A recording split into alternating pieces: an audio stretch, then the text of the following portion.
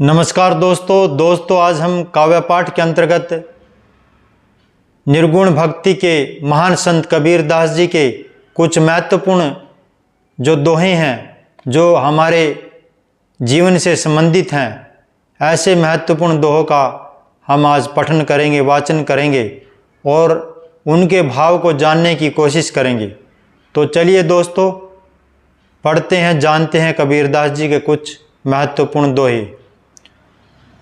काल हमारे संग है कस जीवन की आस, 10 दिन नाम संभार ले जब लग पिंजरे सांस। कबीरदास जी कहते हैं कि मृत्यु निश्चित है, एक दिन सबकी मृत्यु होनी है। एक दिन जो है मृत्यु जो है एक दिन सबको ग्रास बना करके रहेगी। तो कहते हैं कबीरदास जी कि जब काल हमारे साथ लगा हुआ है तो फिर जीने की आशा कैसी, अर्थात जीने का मोह कैसा। यह जीवन मिथ्या है, व्यर्थ है, एक दिन हमारा साथ छोड़ करके जाने वाला है।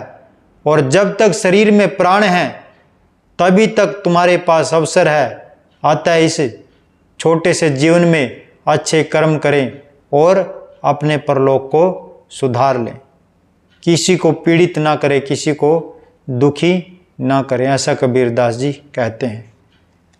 तो चलिए दोस्तों अगला दोहा भी बहुत ही महत्वपूर्ण है कि जंगल ढेरी राख की ऊपरी ऊपरी हरि आए, ते भी होते मानवी करते रंग रलियाए।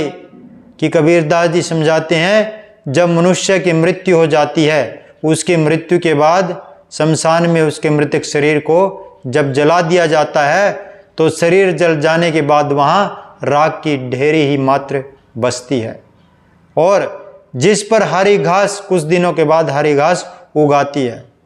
जरा शांत मन से विचार करो कि वे भी कभी मनुष्य थे जो रास रंग आमोद प्रमोद में विलास करते थे, जिनके अंदर बहुत अहंकार था, जो अपने आप को बहुत महान समझते थे, जो ये जानते थे कि उनके बिना ये संसार सूना है।